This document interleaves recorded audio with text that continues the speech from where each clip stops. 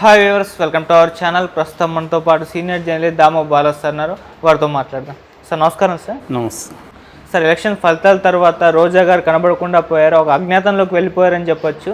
అయితే రీసెంట్గా నేను ఒక ట్వీట్ చేసింది సార్. ఇప్పుడు ఆ ట్వీట్ కూడా సోషల్ మీడియాలో తెగ వైరల్ అయిపోతుందంట. మరి ఏం ట్వీట్ చేసింది? దానిపైన విమర్శలు ఎక్కువ వస్తున్నాయి కానీ ఎవరు కూడా సపోర్టివ్గా పెట్టట్లేదు. ఎందుకంటారు సార్?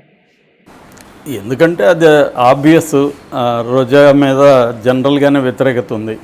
దానికి ఒక కారణం ఏంటంటే సబ్జెక్టివ్ ఆబ్జెక్టివ్ అని రెండు రకాలుగా చూసినప్పుడు, సబ్జెక్టివ్ రీజన్ అంటే రోజా వైపు నుంచి సబ్జెక్టివ్ రీజన్ చూసినప్పుడు రోజా నోటి దురుసు కావచ్చు, ఆమె షార్ప్గా మాట్లాడడం కావచ్చు, ఆమెకి ఎందుకంటే సొఫిస్టికేటెడ్గా మాట్లాడడం రాదు. ఓకే, ఆమె ఒక మాస్ లేడీ అని చెప్పచ్చు. అది ఆమె బలము బలహీనత. బలం అంటే ఒక మామూలు సాధారణంగా లోవర్ మిడిల్ క్లాస్ ఫ్యామిలీ లేదా మామూలు మిడిల్ క్లాస్ ఫ్యామిలీ నుంచి ఈ స్థాయికి రావడం అనేది రోజా సాధించిన విజయం. ఖచ్చితంగా ఆమె వేలాది మంది ఉమెన్కి ఇన్స్పిరేషన్ ఆ విషయంలో. అంటే మేల్ డామినెంట్ సొసైటీలో, ముఖ్యంగా సినిమా రంగము, రాజకీయ రంగం, ఈ రెండు కూడా మేల్ డామినెంట్ సొసైటీస్. ఈ సొసైటీస్లో ఆమె మేల్ డామినేటెడ్ ప్రపంచంతో ఫైట్ చేసుకుంటూ ఎదిగింది. అది ఖచ్చితంగా అప్రిషియేట్ చేయాల్సిన విషయం, ఎవరైనా కూడా ఇన్స్పిరేషన్ తీసుకోవాల్సిన విషయం. ఓకే. అయితే అట్ ద సేమ్ టైం ఆమె దీన్ని ఎలా బ్యాలెన్స్ చేయాలో తెలియదు. మేబీ ఆమె చాలాసార్లు ఏంటంటే, నేను అంతకుముందు ఒక కప్ప కథ కూడా చెప్పాను. స్వభావం అనేది, హ్యూమన్ నేచర్ అనేది మన క్యారెక్టర్లో ఉండేదాన్ని దట్ ఈజ్ ఫేట్ అంటాడు. 6000 సంవత్సరాలకు ముందే Greek philosopher personality is fate అనేది ఆయన famous theory. Personality is destiny అంటాడు. అలాగా ఒక్కొక్కరికి ఒక పర్సనాలిటీ ఉంటుంది. ఆ పర్సనాలిటీని వాళ్ళు అంత ఈజీగా మార్చుకోలేరు. సో అలాగా రోజాల్లో ఉండే పర్సనాలిటీ ఏమంటే, ఎదుటి వాళ్ళని చాలా అగ్రెసివ్గా అటాక్ చేయడం, సూటిగా ఉండడం, అది ఉంటుంది. అది ఆమెకి హెల్ప్ అయింది, ఆమెకి నెగిటివ్గా కూడా పనిచేసింది. అయితే ఇది సబ్జెక్టివ్. ఆబ్జెక్టివ్ అంటే తెలుగుదేశం మీడియా, సోషల్ మీడియా కావచ్చు, మెయిన్ స్ట్రీమ్ మీడియా చాలా ఎఫెక్టివ్ మీడియా. అదేం చేస్తుందంటే, తమ తప్పులనేమో కప్పిపుచ్చుకుంటూ వస్తుంది, అవతల వాళ్ళు మాట్లాడేదాన్నేమో విపరీతంగా ఫోకస్ చేస్తుంది, భయంకరంగా ఫోకస్ చేస్తుంది. యువతలు కూడా మాట్లాడేవాళ్ళు బోల్డ్ మంది ఉన్నారు. అయ్యన్న పాత్రుడు ఉన్నాడు, పటాగ్ ఉన్నాడు, యువతల ఆమె మొన్న మినిస్టర్ అయింది, హోమ్ మినిస్టర్ వంగలపూడి అనిత ఉంది. వీళ్ళేం తక్కువ కాదు, వీళ్ళు కూడా ఆ స్థాయిలో మాట్లాడతారు.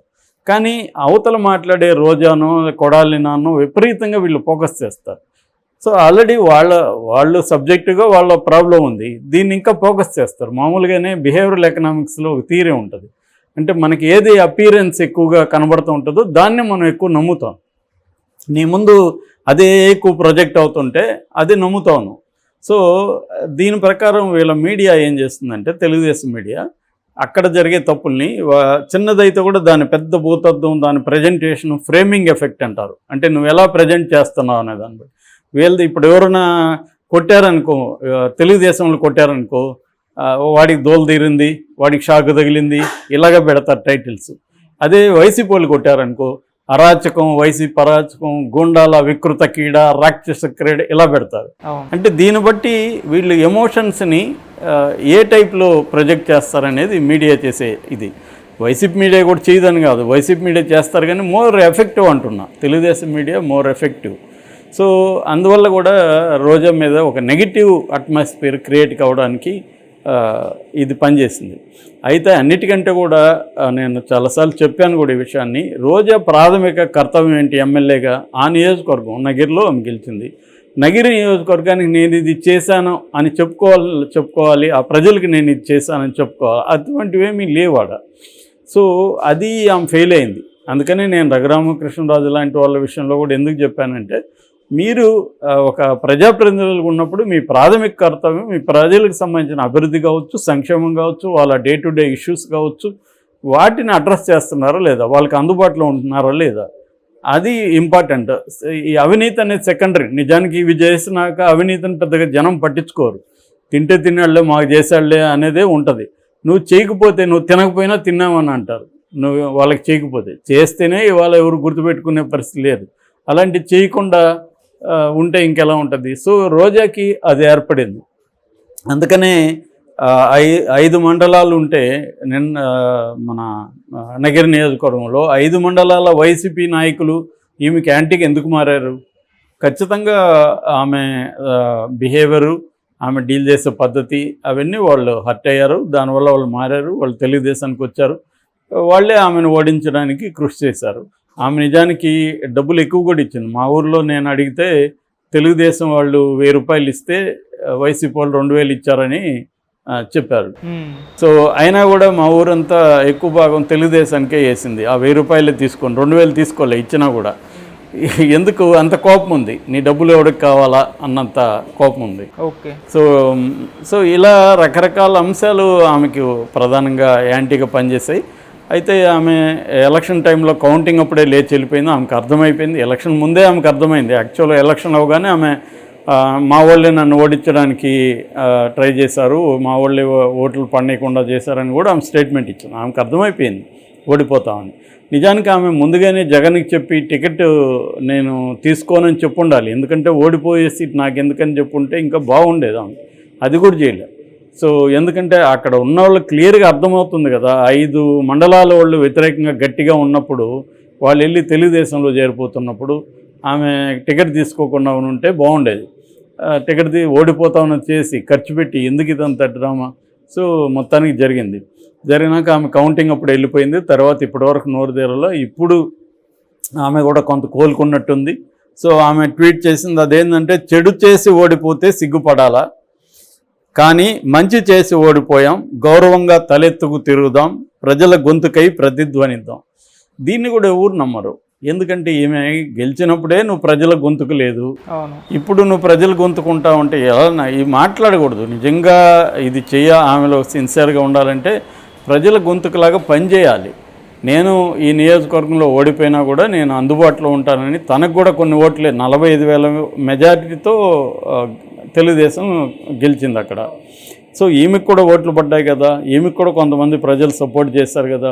ఆ ప్రజల సమస్యలు ఇప్పుడైనా 5 ఏళ్ళు ఆమె గట్టిగా పనిచేస్తే నెక్స్ట్ 5 ఏళ్ళు ఆమెకి ఖచ్చితంగా మళ్ళీ ఉంటుంది. ఇంతే ఇక్కడ బేసిక్గా. సో అది ఆమె చేయాలి తప్ప ఇటువంటి ఇది ఇస్తే దీన్ని ఎవరు నమ్మరు.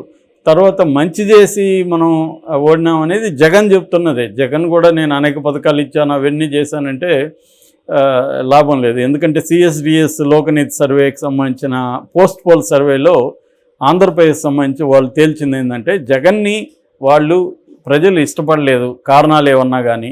అందువల్ల జగన్ చేసిన మంచి పనులు కూడా, జగన్ వాళ్ళకి డబ్బులు ఇచ్చాడు, స్కూల్స్లో ఇంగ్లీష్ మీడియం స్కూల్స్ పెట్టాడు, తర్వాత అనేక సర్వీసుల్ని గ్రామాల స్థాయికి తీసుకొచ్చాడు, సచివాలయాలు, వాలంటీర్ వ్యవస్థ ద్వారా. అట్లాగే ఆరోగ్యానికి సంబంధించి కూడా అనేక చర్యలు తీసుకున్నాడు. ఇవన్నీ పనిచేసాయి. మంచి చేసి మనం ఓడిపోయాము, చెడ్డ చేసి ఓడిపోలేదని. మంచి చేస్తే మరి ఎందుకు జనం ఓడించారు? సో దీనికి కూడా ఆన్సర్ చెప్పాలి కదా. ప్రజలు ఎందుకు ఓడించారు? నువ్వు మంచి చేసావు సరే, మంచి చేస్తే ప్రజలు ఎందుకు ఓడించారు అనేది చెప్పలేదు. ప్రజల గొంతుకై ఉందాం, గౌరవంగా తలెత్తుకు తిరుగుదాం అనేది ఓకే. ఓడిపోయినంత మాత్రాన్ని ఎవరు తల ఉంచుకొని బతకాల్సిన అవసరం లేదు. ఆయన మళ్ళీ 180 అంత గెలుచుకొని అధికారంలోకి వచ్చాడు. మళ్ళీ 4 వచ్చాయి జయలలితకి, మళ్ళీ ఆమె గెలిచింది. కాబట్టి 11 వచ్చినంత మాత్రం కుంగిపోవాల్సిన అవసరం లేదు. మళ్ళీ ప్రజల 40% ఓట్లు వేశారు. కాబట్టి పని చేయాలి, అది కరెక్టే. కానీ దాంతోపాటు తమ ఆత్మవిమర్శ కూడా ఉండాలి, సెల్ఫ్ క్రిటిసిజం కూడా ఉండాలి ప్రజలకి. అప్పుడే ప్రజలకు కూడా కొంత ఈగో సాటిస్ఫై అవుతుంది. నేను ఈ తప్పులు చేశాను, నేను నియోజకవర్గంలో ఉండి పనిచేయలేదు, సో నన్ను నమ్మిన ప్రజలకి నేను ఒక ప్రజాప్రతినిధిగా న్యాయం చేయలేకపోయాను, అట్లాగే నా నాయకులు నా కేడర్తో కూడా నేను గొడవలు పడ్డాను, మంచిగా ఉండలేకపోయాను అనేది కానీ ఆమె చెప్పుంటే ఖచ్చితంగా ఆమెకి సపోర్ట్గా కొంత ఇప్పటికైనా బుద్ధి వచ్చింది అని అంటూనే ఆమెను మెచ్చుకునేవాళ్ళు. అది చెప్పకుండా మంచి చేసి ఓడిపోయానంటే ఇంకా ఈమెలో ఏం చేంజ్ లేదులే, మన రోజా ఇలాగే ఉంది అనుకుంటారు. ఆమెకి రేపొద్దున ఆమెను ఆడుదాం ఆంధ్ర కేసులో ఆల్రెడీ 100 కోట్లు తినేసిందని CID కంప్లైంట్ వెళ్ళింది. ఆమెను అరెస్ట్ చేసినా కూడా ఆమె పట్ల ఎవరికి సింపతి రాదు. ఇక్కడ ఎట్లాగైతే కవిత మీద సింపతి లేదో, రోజా మీద కూడా రేపు అరెస్ట్ చేసినా జైలుకి పోయినా కూడా సింపతి రాదు. ఈ సెల్ఫ్ క్రిటిసిజం అనేది ఇంపార్టెంట్. అది రోజా నేర్చుకోవాల్సిన అవసరం ఉంది. Okay sir, thank you so much sir.